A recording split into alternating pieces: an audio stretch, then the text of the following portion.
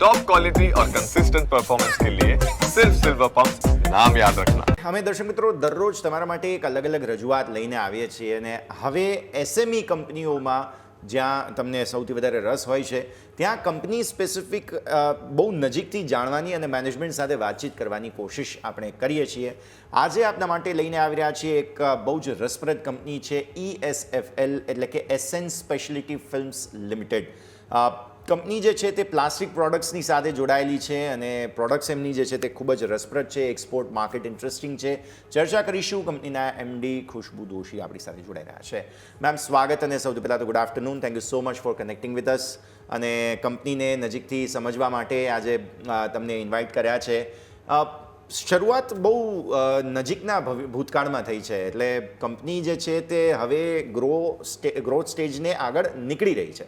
એટલે પહેલાં તો સમજાવો કે આ જે પ્લાસ્ટિક પ્રોડક્ટ્સ છે બધાને પહેલાં મનમાં એ જ આવે પ્લાસ્ટિક પ્રોડક્ટ્સ એટલે શું એ બાયોડિગ્રેડેબલ હોય ના હોય, શું તે આપણા જમીનને નુકસાન પહોંચાડે છે. તો તમે કયા પ્રકારની પ્લાસ્ટિક પ્રોડક્ટ્સ જે છે પહેલાં તો એ ડેવલપ કરો છો, બનાવો છો, એ પહેલાં તો સમજાવો ma'am. So, thank you for having me here. Since it's a Gujarati, I think I would like to speak in a Gujarati itself.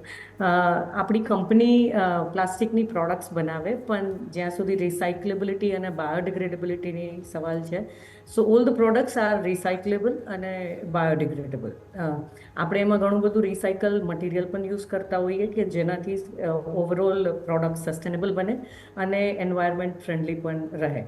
સો એક પણ પ્રોડક્ટ આપણી એવી નથી જે એન્વાયરમેન્ટને નુકસાન કરે અને એન્ડ ઓફ ધ લાઈફ એમનું રિસાયકલ કરી શકાય એવી રીતે જે બને છે અને ઘણું બધું રિસાયકલિંગ મટીરિયલ પણ એના ઉત્પાદનમાં યુઝ થાય છે. ઓકે, હવે મેમ એ સમજવું છે કે આપણી જે પ્રોડક્ટ્સ છે એમાં માર્કેટ કયા પ્રકારે છે, ડોમેસ્ટિક કન્ઝમ્પશન કેટલું છે, એક્સપોર્ટ કન્ઝમ્પશન કેટલું છે. કારણ કે મેં જેટલા પણ પ્રકારની આપણી જે પ્રોડક્ટ્સ જોઈ છે મને આપના ક્લાયન્ટ લિસ્ટમાં પણ જોવા મળ્યું કે ઘણા એવા લોકો છે જે બહાર કદાચ આપણી પ્રોડક્ટ્સ વધારે કન્ઝમ્પશનમાં જઈ રહી છે ma'am. So since inception, our 90% product is going to export market and mainly into the retail sector. International retail players like IKEA છે, Walmart છે. So આ બધા રિટેલરને આપણે આ પ્રોડક્ટ આપતા હોઈએ અને those are the biggest market. ઇન્ડિયામાં હવે ધીમે ધીમે ટ્રેન્ડ ડેવલપ થઈ રહ્યો છે આ બધી પ્રોડક્ટ યુઝ કરવા માટેનું. So we are also now targeting Indian market simultaneously. Okay, so એના માટે કોઈ એવા સ્ટ્રેટેજી જેને ટેપ ઇન કરી રહ્યા હોય, કોઈ એવા રિટેલર્સ કે હોલસેલર્સ કે જેમની સાથે વાતચીત થઈ રહી હોય મે બી પોસિબલ ઇન્ડિયા માટે? યા સો અત્યારે જેટલા પણ મોટા રિટેલર્સ છે આપણને ખબર છે જે હોમ ડેકોર પ્રોડક્ટ કેટેગરીમાં પોતાની પ્રોડક્ટ રાખે છે અને શેલ્ફને આવી બધી પ્રોડક્ટથી વેચે છે. તો એ બધી જગ્યાએ આપણે અત્યારે ટાર્ગેટ કરી રહ્યા છીએ. It would not be nice to take those names પણ જેટલા પણ રિટેલ સેગમેન્ટ્સ છે જે બેઝિકલી હોમ ડેકોર પ્રોડક્ટ રાખે છે એ those are are target.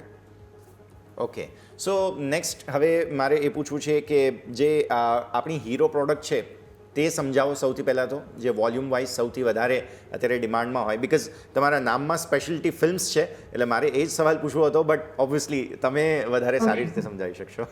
So films પ્લાસ્ટિકમાં films એવું કહેવાય કે ફિલ્મ્સ, શીટ્સ આ બધી એક્સટ્રુઝનની પ્રોડક્ટ છે જે આપણે બનાવીએ છીએ. So we produce shower curtains, we produce drawer liners, artificial plants બનાવીએ છીએ, યોગામેટ્સ બનાવીએ છીએ. તો આ બધાને ટેકનિકાલિટીથી ફિલ્મ અને શીટથી સેગ્રીગેટ જનરલી કરતા હોઈએ. અને if V talk about the hero products, artificial plants જે ઇન્ડિયામાં અત્યારે કોઈ નથી બનાવતું અને ઇન્ટરનેશનલ લેવલે પણ China is the only player in the market અને દેટ્સ વેર આપણે ચાઇના સાથે કમ્પીટ કરી અને વર્લ્ડ માર્કેટને કેટર કરીએ છીએ. So artificial plant is the hero product and that goes into the home decor. Again, shower curtain and drawer liners. Drawer liners are a day-to-day product. હવે ઇન્ડિયામાં પણ એનો યુસેજ વધી રહ્યો છે અને એઝ વી ઓલ નો કે at a global level sports અને પર્ટિક્યુલરલી યોગાને જેટલું મહત્ત્વ આપવામાં આવી રહ્યું છે. So yoga mats is another product which we are producing and selling in the international market.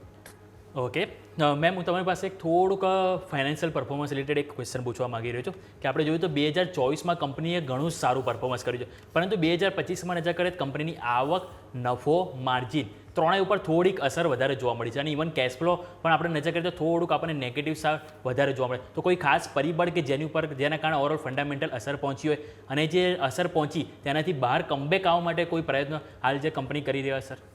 હા, સો આ બધા જે ફિગર્સ છે એ બધા એન્વિસર્જડ હતા. That was a part of the planned expansion. અને સેલ્સ અને માર્કેટિંગમાં ટીમનો વધારો કર્યો છે. ડોમેસ્ટિક માર્કેટને કેટર કરવા માટે ત્યાં પણ એક મોટી ટીમ રખાઈ છે અને ઈ કોમર્સને ટાર્ગેટ કરવા માટે પણ ડેડિકેટેડ ટીમ છે.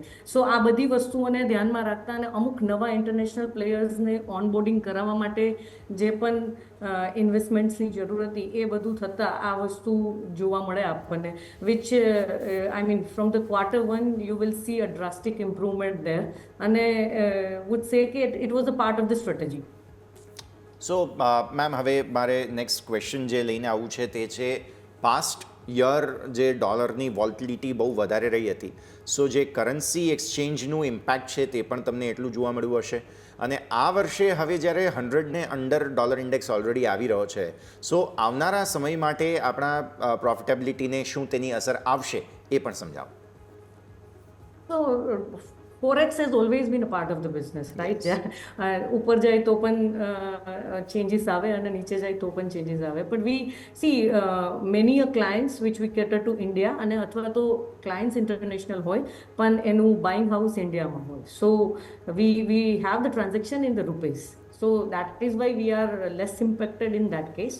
અને જે નવી ઓપોર્ચ્યુનિટીઝ આવી રહી છે આ ટેરિફના લીધે, so in that case also the more opportunity is being catered અને અત્યારે એવું લાગે છે કે રેવન્યુમાં અમે ખાસો એવો જમ્પ પણ લઈ શકશું. So considering both this two things કે many of the clients are having the Indian buying houses, તો ત્યાં અમને ફોરેક્સનું તકલીફ નથી પડતી અને હાફ ઓફ ધ ટાઈમ જ્યાં પડે ત્યાં અમે એને we have a strategy in place to hedge the currency accordingly.